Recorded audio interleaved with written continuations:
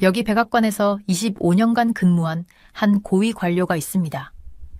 그는 오늘 트럼프가 대통령 취임식에서 발언을 듣고 깊은 한숨을 내쉬었다고 하는데요. 특히 나토와 브릭스 국가들에 대한 강경 발언 이후 그가 자신의 책상에서 꺼낸 한 문서가 모든 이의 이목을 집중시켰습니다. 이건 정말 큰 문제가 될 수 있어요. 하지만 우리에겐 해결책이 있습니다. 그가 밝힌 내용은 많은 이들의 예상을 완전히 뒤집어 놓았는데요. 특히 한국과 관련된 그의 발언은 현장에 있던 모든 이들을 놀라게 했습니다. 그는 왜 이런 폭로성 발언을 했을까요? 그리고 그가 말한 해결책은 무엇이었을까요? 더욱 놀라운 것은 그의 예측이 하나둘씩 현실이 되고 있다는 점입니다. 대체 그는 어떤 내용을 공개했을까요? 오늘의 사연 시작합니다. 안녕하세요. 제 이름은 마이클 브라운이라고 합니다. 전 트럼프 측근으로 오늘 취임식에서 트럼프 대통령이 기자 질문을 한 것을 바탕으로 한국이 앞으로 어떻게 될지에 대해서 이야기를 드리고자 합니다. 제가 국가안보회의 사무실에 앉아 책상 위에 쌓인 서류들을 바라보고 있었어요. 아침 햇살이 창문을 통해 들어오고 있었고 저는 트럼프 대통령의 최신 발언들을 검토하고 있었어요. 요즘 나토, 북대서양조약기구에 대해 말을 많이 하고 계시더라고요. 나토는 더 많은 돈을 내야 한다라든지 나토는 5%를 부담해야 한다는 식으로요. 심지어 우리가 나토보다 우크라이나에 2천억 달러를 더 썼다는 주장도 하셨어요. 이런 발언들을 보면 동맹국들이 방위비를 더 부담해야 한다는 생각에 여전히 집중하고 계신 게 분명했어요. 아시아 문제를 25년 동안 다뤄온 사람으로서 이런 말들이 단순히 유럽에만 영향을 미치는 게 아니라 한국과의 중요한 관계에도 영향을 미칠 거라는 걸 알고 있었어요. 트럼프 대통령의 말들은 걱정을 키웠어요. 비록 나토와 우크라이나 이야기를 하고 계셨지만 한국 역시 자신들의 방위비, 분담 문제로 긴장할 거라는 게 분명했거든요. 전직 대통령이 동맹국들은 더 많이 내야 한다고 말하면 그게 특정 국가를 지목하지 않아도 모두 귀를 기울이게 돼요. 저는 안경을 벗고 피곤한 눈을 비비면서 이런 상황을 어떻게 쉽게 설명할 수 있을지 고민했어요. 한국은 다른 미국 동맹국들과는 조금 달라요. 이미 국방에 많은 돈을 쓰고 있거든요. 한국은 GDP, 즉 국내 총생산의 2.5% 이상을 국방비로 쓰고 있어요. 쉽게 설명하자면 여러분이 100달러가 있다면 그중 2달러 50센트를 집을 보호하는 데 쓰는 거예요. 그런데 한국은 이 비율을 국가 전체에 적용해서 수십억 달러를 국방에 투자하고 있는 거죠. 저는 중요한 수치들을 적어둔 노트를 집어들었어요. 그 중에서도 눈에 띄는 숫자가 하나 있었어요. 110억 달러. 이건 한국이 캠프 험프리스 확장에 사용한 금액이에요. 캠프 험프리스는 한국에 있는 미군 기지인데 지금은 미국 본토를 제외하고 세계에서 가장 큰 미군 기지 중 하나가 됐어요. 이걸 보면 한국이 자국 방위를 위해 얼마나 진지하게 노력하고 있는지 알 수 있어요. 사무실 벽에 걸린 세계 지도를 보며 손가락으로 서울에서 워싱턴 DC까지의 거리를 따라가 봤어요. 이 거리는 또 다른 중요한 점을 떠올리게 했어요. 한국은 단순히 돈으로만 기여하는 게 아니라 숫자로 잘 드러나지 않는 여러 방식으로도 미국을 돕고 있거든요. 예를 들어 한국은 미국 기업들로부터 많은 군사 장비를 구매하고 있어요. 이게 미국 내 일자리 창출로 이어지죠. 한국이 미국산 전투기나 군용 차량을 구매하면 텍사스나 캘리포니아, 오하이오 같은 곳에 있는 공장에서 일이 더 생기는 거예요. 저는 노트북을 열고 한국이 기여하고 있는 다른 방식들을 정리하기 시작했어요. 예를 들어 한국은 미국 과학자와 엔지니어들과 협력해서 새로운 군사 기술을 개발하고 있어요. 또 미군과 함께 군사 훈련에 참여해서 협력 능력을 키우고 있고요. 그리고 동북아시아에서 무슨 일이 벌어지고 있는지 중요한 정보도 공유하고 있어요. 그때 서울에 있는 동료에게서 메시지가 왔어요. 그들은 트럼프 대통령의 발언을 걱정하고 있었어요. 트럼프 대통령이 우리가 나토보다 우크라이나에 2천억 달러를 더 썼다고 말한 게 혹시 미국이 한국을 방어하는 데 쓰는 돈에 대해서도 불만을 가질지 걱정스럽다는 내용이었어요. 저는 한국이 얼마나 다른 동맹국들과는 다르다는 걸 잘 설명해야겠다는 생각이 들었어요. 한국은 단순히 미국의 도움을 받기만 하는 나라가 아니라 실제로 미국과 협력하면서 방위비도 많이 부담하고 있는 나라거든요. 보호만 요청하는 게 아니라 함께 일하는 진정한 파트너예요. 저는 창가로 가서 워싱턴 DC를 내려다봤어요. 벚꽃나무들이 막 피기 시작했더라고요. 서울에도 비슷한 나무들이 있는 게 생각났어요. 이 나무들은 오래전에 일본이 선물한 것인데 나라들이 협력하면서 더 강해지고 성장할 수 있다는 걸 상기시켜줬어요. 다시 책상으로 돌아와서 한국이 좋은 동맹국임을 보여줄 방법에 대한 추천사항을 적기 시작했어요. 미국산 군사 장비를 계속 구매해서 미국 내 일자리를 창출할 것, 캠프 험프리스 같은 곳에 계속 투자할 것, 지역 내 평화를 유지하기 위한 활동에 더 많이 참여할 것, 기술을 더 많이 공유하고 새로운 프로젝트를 함께 진행할 것. 작년에 캠프 험프리스를 방문했던 기억이 떠올랐어요. 그 기지는 정말 크고 현대적이었어요. 새로운 건물들과 훈련장, 그리고 미군 가족들을 위한 주거시설까지 다 잘 갖춰져 있었죠. 그리고 대부분의 비용은 한국이 부담했어요. 이게 바로 한국이 자국 방위를 위해 얼마나 노력하고 있는지를 보여주는 실제 사례예요. 시간이 지나면서 저는 사람들이 한국에 대해 잘 알 수 있도록 어떻게 설명할지 고민했어요. 트럼프 대통령이 동맹국들에게 더 많은 돈을 내라고 하거나 5%를 내라고 말할 때 사람들이 한국은 이미 그 기준 이상으로 하고 있다는 걸 이해했으면 좋겠더라고요. 한국은 방위비를 제대로 내지 않는 몇몇 동맹국들과는 다르거든요. 오히려 트럼프 대통령이 다른 나라들이 하길 바라는 일을 이미 실천하고 있는 나라예요. 자기 방위를 위해 공정하게 부담하고 투자도 많이 하고 있는 거죠. 마지막으로 저는 하루를 마무리하며 간단한 메시지를 정리했어요. 한국은 미국의 강한 친구입니다.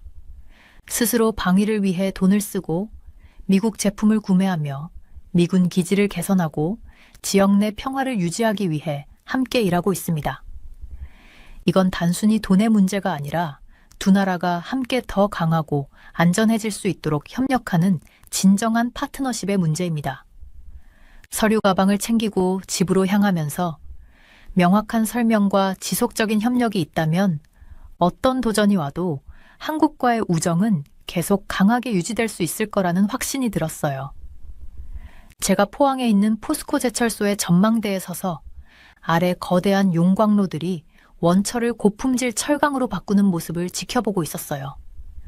용광로에서 나오는 열기 때문에 공기가 일렁거렸고 두꺼운 유리창을 사이에 두고도 따뜻함이 느껴졌습니다. 저는 한국 정부의 무역 자문 역할을 맡고 있어서 우리 철강 산업의 모든 세부 사항을 이해해야 이 산업을 보호하는 데 도움을 줄 수 있었습니다. 주머니 속 휴대폰이 진동했어요. 비서로부터 온 메시지였는데 트럼프 대통령이 최근 한 발언에 대한 내용이었습니다. 그는 대량으로 철강을 덤핑하고 있다고 말하며 중국에 큰 관세를 부과했다고 언급했더라고요. 이 말을 듣고 걱정이 됐습니다. 그가 주로 중국을 겨냥해 말한 것이긴 하지만 우리는 한국 철강이 얼마나 다른지 보여줄 필요가 있었거든요. 한숨을 내쉬면서 앞으로 해야 할 일이 많다는 걸 다시 한번 실감했습니다. 얼마 전 다녀온 디트로이트가 떠올랐어요. 그곳에서 한 미국 자동차 공장을 견학했었거든요. 공장 매니저가 저에게 한국산 특수 철강을 어떻게 사용해 차를 더 튼튼하고 안전하게 만드는지 보여줬었어요. 이건 그냥 평범한 철강이 아니었어요. 몇 안 되는 나라만 생산할 수 있는 고급 특수 철강이었거든요. 우리 한국 제철소들은 이 특수 철강을 만들기 위해 오랜 시간 동안 기술과 역량을 개발해 왔습니다. 사무실이 있는 건물로 걸어가면서 품질 관리실 앞을 지나갔어요. 창문 너머로 기술자들이 철강 샘플을 꼼꼼히 검사하는 모습이 보였습니다. 강력한 현미경과 복잡한 장비를 사용해 철강이 최고 기준을 충족하는지 확인하고 있었어요. 이런 모습은 다른 나라에서 만드는 기본 철강과는 확실히 달랐습니다. 책상에 앉아 노트북을 열었어요. 화면에는 한국 철강이 미국에 어떤 도움을 주는지 보여주는 보고서가 있었습니다. 우리 철강은 두 나라 모두에서 일자리를 창출하고 있었어요. 한국 기업들은 미국에 공장을 세워 미국 노동자들을 고용하고 미국 자동차 회사들은 우리 특수 철강을 사용해 더 좋은 차를 만들고 있었어요. 심지어 미국 군대도 장비를 제작할 때 우리 철강이 필요했죠. 하지만 이런 사실을 모두에게 설명하는 건 쉽지 않았습니다. 어떤 사람들은 모든 철강이 똑같다고 생각하거든요. 마치 모든 쌀이 똑같은 것처럼요. 하지만 그건 사실이 아니었어요.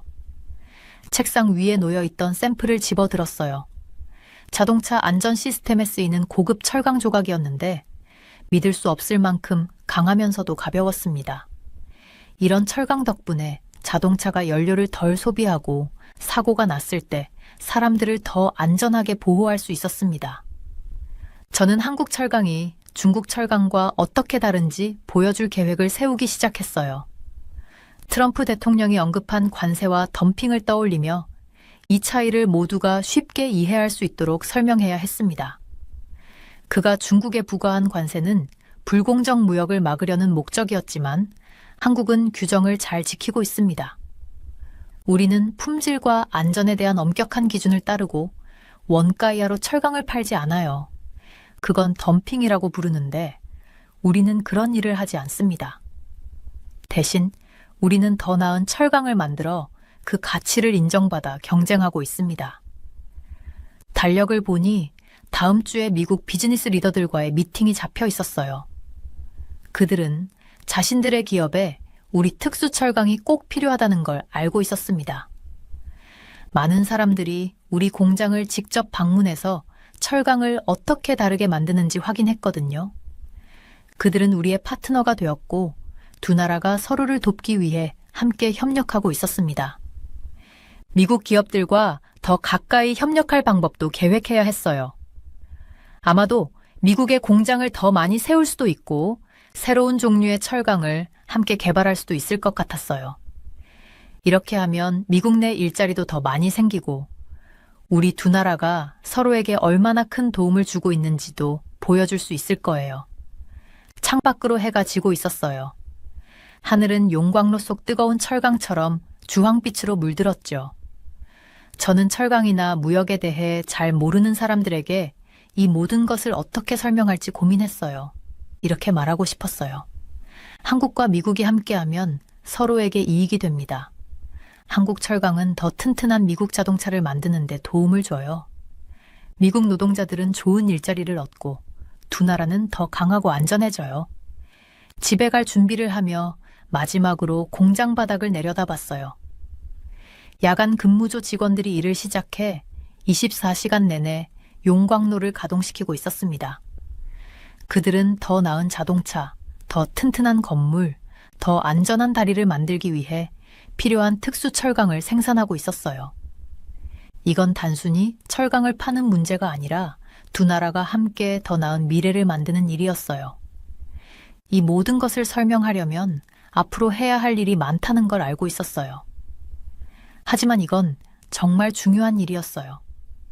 사람들이 우리가 서로를 어떻게 돕고 있는지 이해하면 관세나 무역 분쟁 같은 양국에 피해를 주는 일들을 덜 지지하게 될 테니까요. 제 역할은 그런 이해를 하나하나 만들어가는 일이었어요. 차로 걸어가며 뒤에서 들려오는 용광로의 깊은 울림을 들었어요. 그 소리는 제가 이 일을 왜 하고 있는지를 상기시켜 줬습니다. 우리가 만드는 철강 하나하나가 뭔가 중요한 것을 만드는 데 쓰이고 있었어요.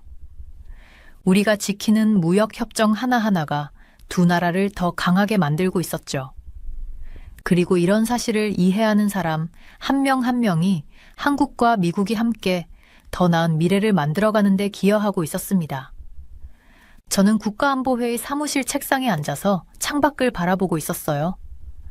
멀리 워싱턴 기념비가 우뚝 서 있는 모습이 보였고 여기서 우리가 내리는 결정의 무게를 다시금 느꼈습니다. 컴퓨터 화면에서는 트럼프 대통령이 비아릭스 국가들에 대해 한 최신 연설 영상이 재생되고 있었어요. 그의 말은 분명했어요. 비아릭스 국가들이 그렇게 하겠다면 괜찮습니다. 하지만 그들이 미국과 거래하는 모든 상품에 대해 최소 100%의 관세를 부과할 겁니다. 트럼프 대통령이 국제무역에 대해 말한 게 이번이 처음은 아니었어요. 그는 종종 자신의 대통령 시절 중국에 관세를 부과했던 이야기를 언급했었죠. 나는 중국에 대규모 관세를 부과했습니다. 라고 말이죠. 그런데 이번에는 단순히 중국뿐만 아니라 브라질, 러시아, 인도, 남아프리카 공화국을 포함한 모든 비릭스 국가들에 대해 강력한 조치를 제안했어요. 오랜 시간 아시아 관계를 연구해온 저로서는 이 문제를 신중히 고민할 필요가 있다는 걸 알았어요. 제가 전문으로 다루는 한국은 독특한 위치에 있습니다. 마치 다리의 한가운데에 서 있는 것 같아요. 한쪽 끝에는 오랜 동맹국이자 친구인 미국이 있고 반대쪽 끝에는 브라질, 러시아, 인도, 중국, 남아프리카 공화국 같은 릭스 국가들이 있죠. 특히 중국은 한국 바로 옆에 위치한 중요한 무역 파트너예요. 저는 공책을 꺼내서 이 상황이 한국에 어떤 의미를 갖는지 정리하기 시작했어요. 트럼프 대통령이 말한 100% 관세는 굉장히 심각한 얘기였어요. 이는 비아릭스 국가들로부터 사들이는 모든 상품의 가격이 2배로 뛴다는 뜻이니까요. 어릴 적 두 그룹의 친구들과 모두 잘 지내고 싶어서 신경 썼던 때가 떠올랐어요. 둘 다 잘 챙기려면 정말 조심스럽고 솔직해야만 가능했었죠. 특히 트럼프 대통령은 과거에도 자신의 약속을 실행에 옮겼다는 점에서 이런 관세 위협이 단순한 말로 끝나지 않을 가능성이 높았어요.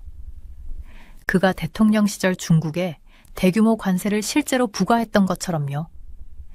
만약 그가 다시 대통령이 되어 비릭스 국가 전체에 100% 관세를 부과한다면 이는 전 세계 무역 방식을 크게 바꿔놓을 겁니다. 가장 먼저 기술 분야가 떠올랐어요. 한국은 세계 최고의 스마트폰, 컴퓨터 칩, 전기차 배터리를 만드는 나라 중 하나예요. 미국은 중국에 대한 의존도를 줄이기 위해 이런 기술 분야에서 한국과 긴밀히 협력하길 원하죠.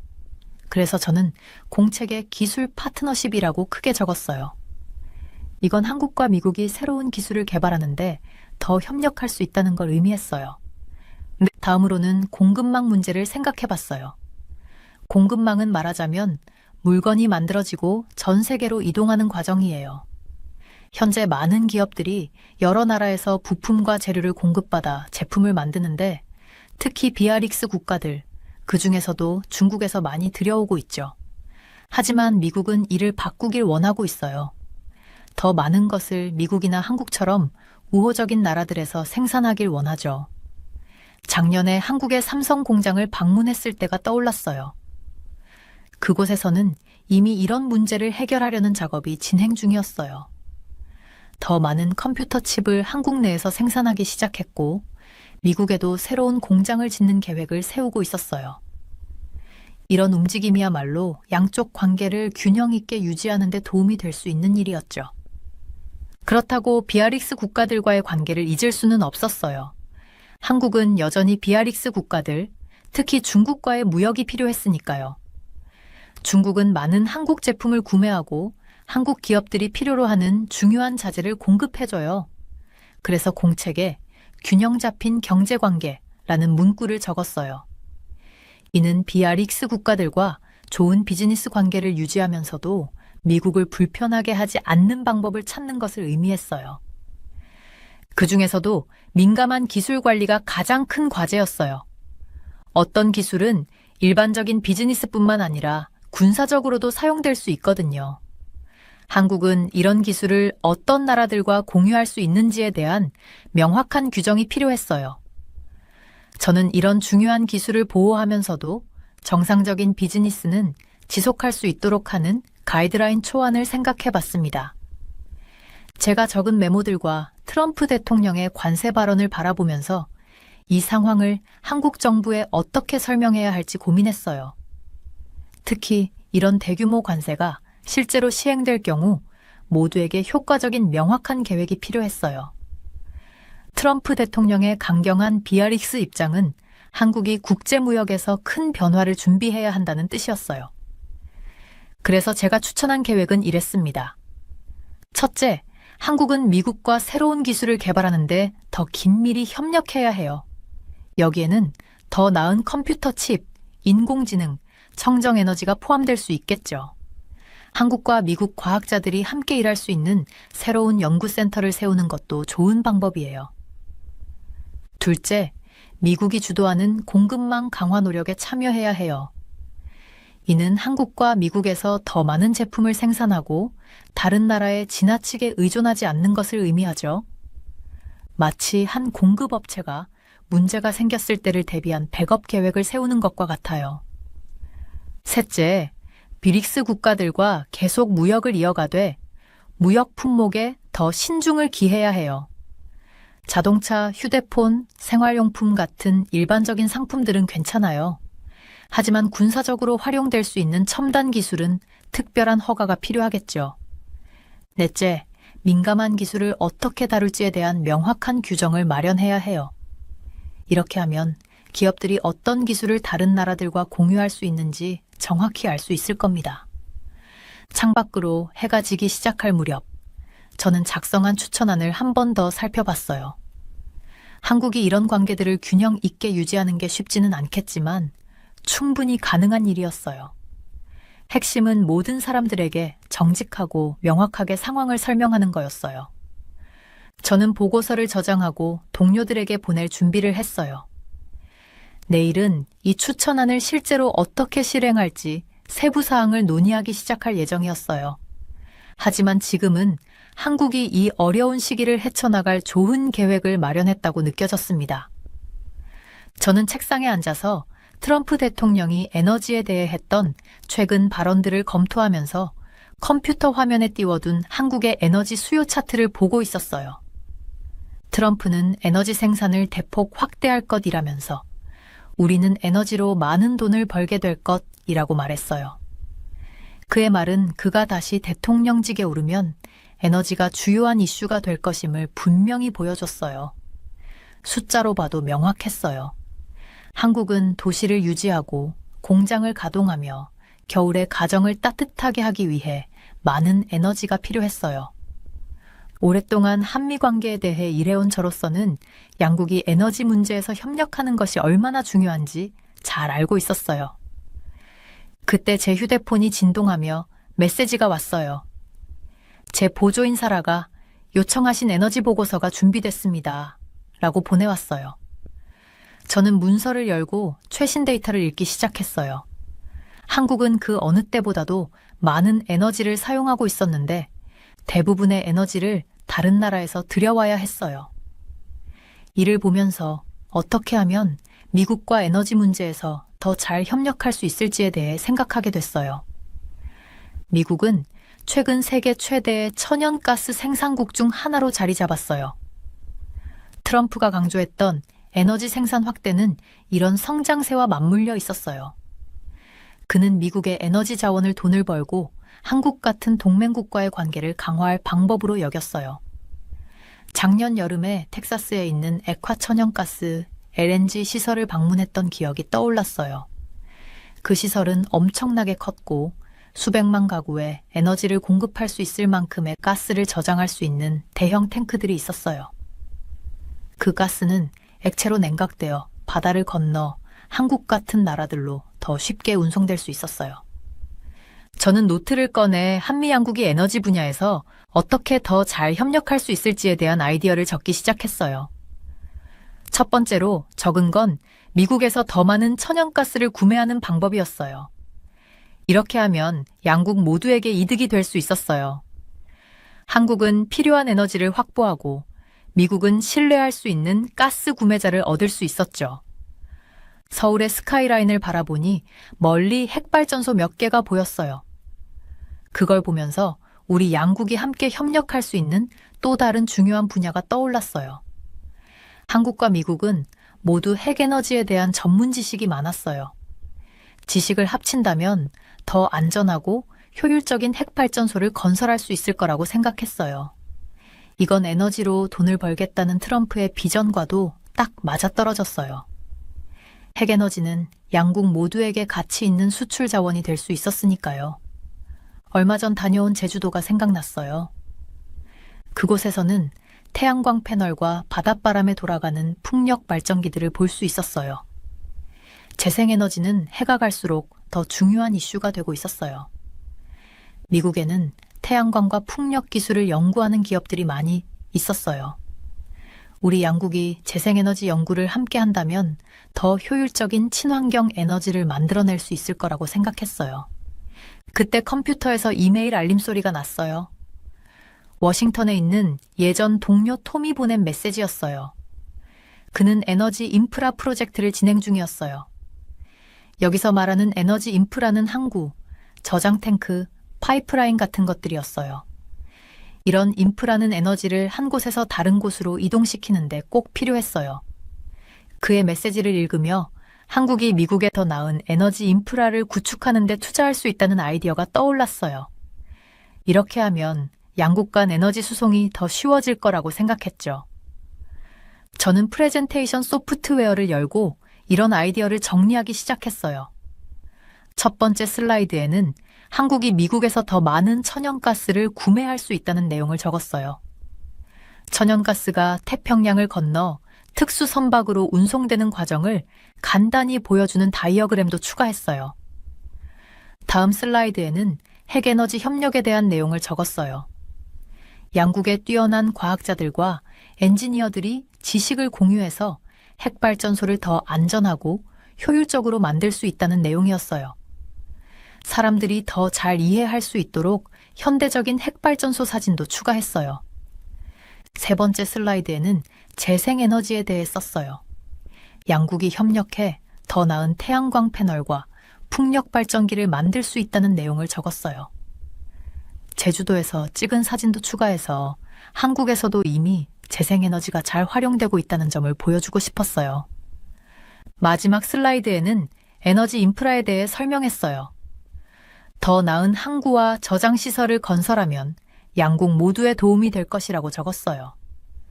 친구 집들 사이에 더 나은 길을 만드는 것과 같다고 예를 들었어요.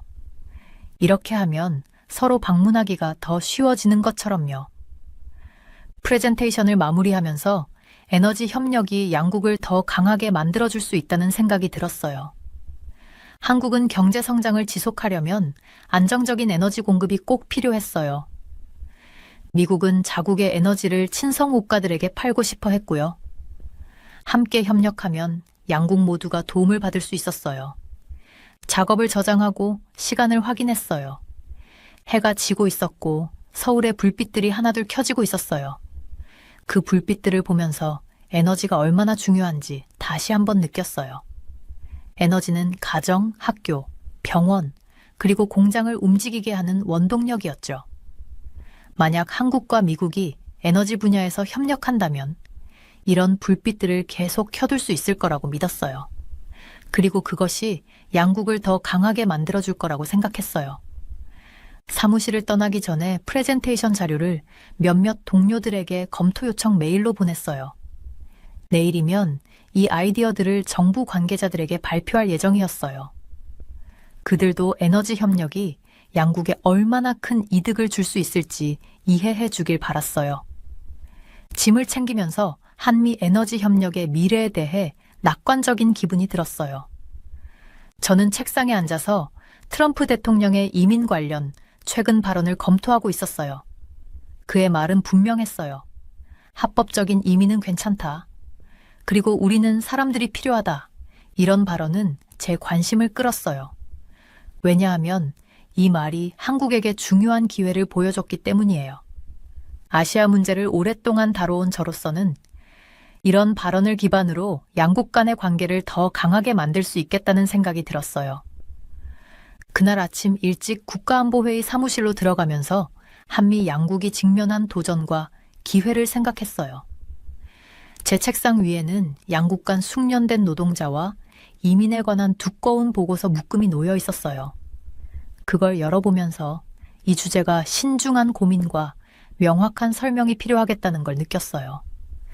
한국과 미국 간의 관계는 숙련된 인재를 공유하는 면에서 항상 특별했어요.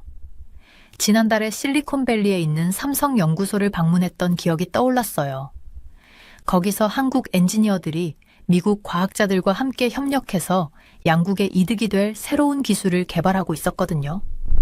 그들의 협력은 우리 두 나라가 숙련된 인재를 공유하는 것이 얼마나 중요한지를 다시 한번 보여줬어요. 요즘 한국은 많은 유능한 학생들을 미국 대학에 보내고 있어요. 이 학생들은 컴퓨터, 과학, 공학, 의학 연구 같은 중요한 분야를 공부해요. 졸업 후에는 많은 학생들이 미국 회사에서 일하기를 원하죠. 이렇게 되면 양국에 도움이 돼요. 미국은 필요한 숙련된 노동자를 얻고 한국은 자국민이 미국 회사에서 귀중한 경험을 쌓는 이득을 보거든요. 또 책상 위에 놓인 반도체 산업 관련 보고서를 집어들었어요. 양국 모두 컴퓨터 칩을 설계하고 제조할 줄 아는 전문가가 필요하거든요. 삼성이나 SK 하이닉스 같은 한국 회사들은 이 분야에서 선도적인 기업이에요. 이들의 전문가들이 미국 공장에서 일하면 그들은 중요한 지식을 가져와서 미국 노동자들이 새로운 기술을 배우는 데 도움을 줘요. 동시에 미국의 칩 설계 전문가들은 한국 기업들이 더 나은 제품을 만드는 데 기여하죠. 의료 분야도 두 나라가 서로 돕는 또 다른 영역이에요. 한국 의사들이 미국 병원에 와서 고급 훈련을 받기도 하고 미국의 의학 연구자들이 한국 대학과 협력해서 새로운 치료법을 개발하기도 해요. 지난주에 보스턴의 한 병원을 방문했을 때 한국과 미국 의사들이 함께 암 치료법을 연구하고 있는 걸 봤어요. 이런 협력은 양국 모두에서 생명을 살리는 데 큰 도움을 줄 수 있어요. 하지만 첨단 기술 분야나 의학 연구에 국한된 이야기는 아니에요. 양국은 제조업, 건설업, 그리고 기타 기술 직종에서도 숙련된 노동자가 필요하거든요. 한국은 이런 직업군의 인재를 양성하는 훌륭한 프로그램을 가지고 있어요. 이 기술들은 미국에서도 아주 유용해요. 한국 노동자들이 자신의 지식을 미국 노동자들과 공유하면 모두에게 이익이 되죠. 교육도 이 인재 교류의 중요한 부분이에요. 한국어 교사가 미국 학교에서 일하면서 미국 학생들이 한국어와 한국 문화를 배우는 데 도움을 주고 있어요. 이런 노력은 양국 간의 이해를 더 깊게 만들어줘요. 반대로 한국에서는 미국 영어 교사들이 한국 학생들의 영어 실력을 높이는 데 도움을 주고 있죠. 이런 교사들은 양국 간 문화를 연결하는 다리가 되어줘요. 제가 배운 중요한 점 중 하나는 숙련된 노동자들이 양국 간에 합법적으로 이동할 수 있도록 더 쉽게 만들어야 한다는 거예요. 이를 위해서는 취업 비자와 관련된 규정을 명확히 하고 서류 처리 시간을 줄여야 해요. 양국 기업들과 이야기를 나눠보면 복잡한 규정 때문에 필요한 인재를 고용하기가 어렵다는 얘기를 자주 들어요. 이런 문제들을 해결하면서도 이민 시스템이 안전하고 공정하게 운영되도록 만들어야 해요. 또 창업을 꿈꾸는 젊은 사람들에 대해서도 생각해 봤어요. 많은 한국의 기업가들이 미국 시장에 자신의 아이디어를 가져가고 싶어 하거든요. 이들은 새로운 일자리를 창출하고 양국의 신선한 아이디어를 가져다 줄 수 있어요. 미국 기업가들도 한국에서 기회를 찾고 있죠. 이런 창업가들이 양국에서 더 쉽게 일할 수 있도록 만든다면 양국 경제가 더 강해질 거예요. 훈련 프로그램도 숙련된 인재를 공유하는 데 중요한 부분이에요. 서울에 있는 한 기술 훈련 센터를 방문했을 때 미국과 한국의 노동자들이 함께 새로운 제조 기술을 배우고 있었어요. 이런 프로그램은 양국 노동자들이 서로에게서 배우고 자신의 기술을 더 발전시키는 데 큰 도움을 줘요. 앞으로 이런 프로그램들이 더 많이 필요하다고 생각해요. 그래야 노동자들이 새로운 기술과 변화하는 직업 요구에 잘 대비할 수 있거든요. 하루 동안 보고서를 다 읽고 나서 저는 미래를 떠올렸어요. 한국과 미국은 강한 경제를 유지하기 위해 숙련된 노동자가 필요해요. 양국이 협력하고 인재를 공유함으로써 문제를 해결하고 새로운 기회를 창출할 수 있어요. 중요한 건 이민 규정이 이를 지원할 수 있도록 공정하고 안전하게 만들어야 한다는 거예요. 트럼프 대통령의 합법적 이민에 대한 긍정적인 태도는 우리에게 분명한 길을 제시해요. 그가 우리는 사람들이 필요하다라고 말했을 때 이건 한국이 제공할 수 있는 것과 완벽히 맞아떨어져요. 우리는 기술, 제조, 과학 분야에서 미국이 필요로 하는 고도로 훈련된 노동자를 보유하고 있거든요. 합법적이고 체계적인 노동자 교류 프로그램에 집중한다면 트럼프 대통령과 다른 미국 지도자들이 원하는 이민 시스템을 만들 수 있을 거예요.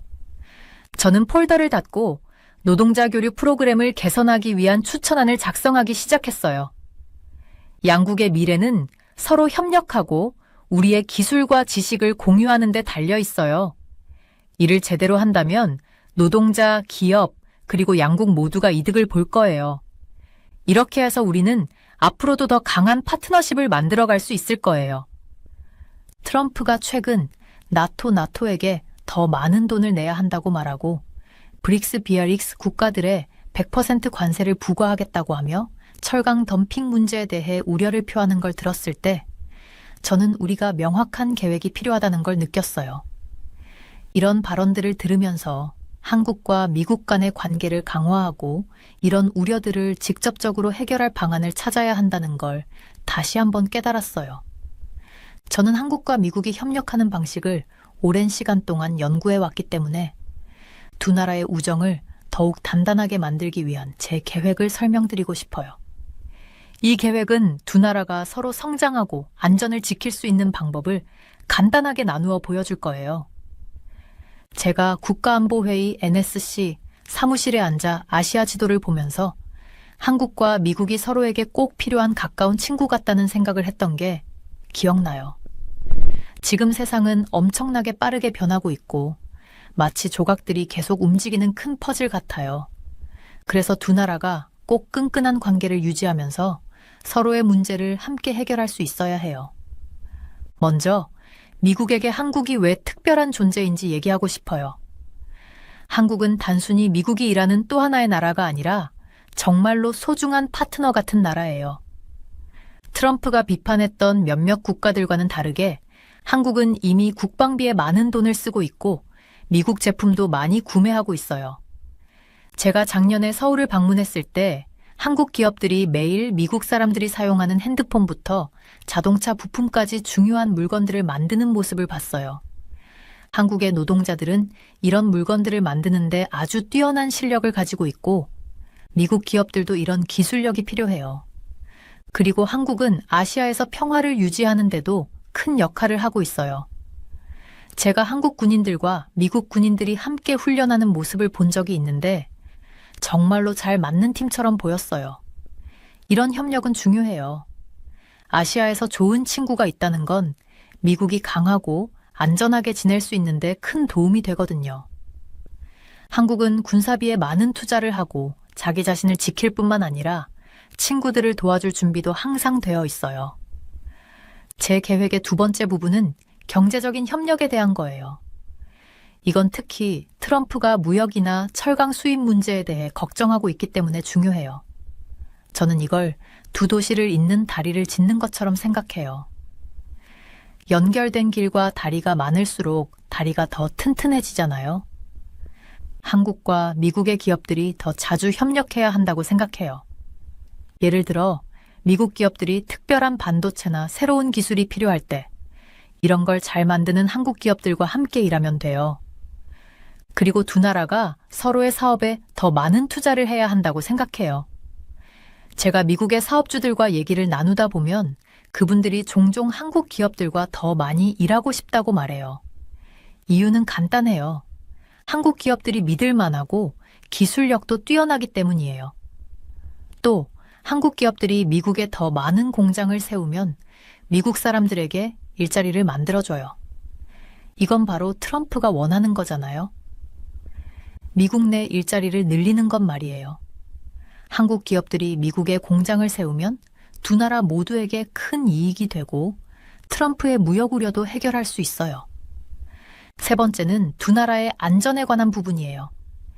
요즘 세상은 사이버 공격이나 다른 나라들로부터의 위협 같은 문제들이 많기 때문에 나라들이 협력해야 안전을 지킬 수 있어요. 저는 한국과 미국 군인들이 함께 훈련하는 걸 봤는데 이런 협력을 더 많이 해야 한다고 생각해요. 서로 배울 것도 많고 그렇게 하면 두 나라가 더 강해질 수 있어요. 또 두 나라는 컴퓨터와 기술 분야에서도 굉장히 뛰어나요. 그래서 사이버 공격을 막거나 중요한 정보를 보호하는 방법에 대해 서로의 지식을 나누어야 해요. 제가 국가안보회의에서 일할 때 이런 문제에서 협력하는 나라들이 혼자 해결하려는 나라들보다 훨씬 더 안전하다는 걸 직접 봤어요. 마지막으로 제 계획의 마지막 부분은 미래에 대한 거예요. 트럼프가 에너지 생산을 활성화하겠다거나 에너지로 돈을 벌겠다고 얘기했잖아요. 이건 한국과 미국이 함께 할 수 있는 중요한 분야예요. 세상은 정말 빠르게 변하고 있어요. 그래서 두 나라가 새로운 아이디어나 발명품을 같이 연구해야 해요. 예를 들면 환경을 해치지 않는 새로운 에너지를 개발하거나 더 나은 약을 만드는 방법을 찾고 사람들의 삶을 더 편리하게 해주는 기술들을 만들어야 해요. 또 양국의 젊은 세대들이 친구가 되고 서로를 배우는 것도 중요해요. 제가 두 나라의 대학들을 방문할 때마다 한국 학생들과 미국 학생들이 함께 재미있는 프로젝트를 하는 모습을 봤어요. 이런 경험은 두 나라가 서로를 더 잘 이해하게 하고 오랫동안 지속될 우정을 만들어줘요. 이 모든 계획을 실현하려면 두 나라가 자주 대화하고 서로의 필요를 솔직하게 말해야 해요. 중요한 사람들끼리 정기적으로 만나서 아이디어를 나누고 문제를 함께 해결할 수 있는 자리를 만들어야 해요. 마치 가족들이 정기적으로 모여서 중요한 얘기를 나누는 것처럼요. 이 계획들은 단순히 종이 위에 적힌 아이디어가 아니라 실질적인 행동으로 이어져야 해요. 두 나라가 서로 협력하고 돕겠다는 의지를 가져야 해요. 제가 한국과 미국의 우정을 볼 때마다 이 두 나라가 이미 많은 어려움을 함께 극복해왔다는 걸 느껴요. 이 계획들을 따른다면 두 나라는 더 강한 우정을 쌓고 미래의 도전도 함께 헤쳐나갈 수 있을 거예요. 제가 이 분야에서 일하며 배운 건 최고의 파트너십이란 서로를 위해 최선을 다하는 관계라는 거예요. 한국과 미국은 이미 이런 관계를 가지고 있어요. 이 계획들을 실천하면 두 나라의 관계는 더 좋아질 거예요. 물론 항상 쉬운 일만은 아니겠지만 두 나라 모두에게 주는 혜택을 생각하면 충분히 가치 있는 일이에요.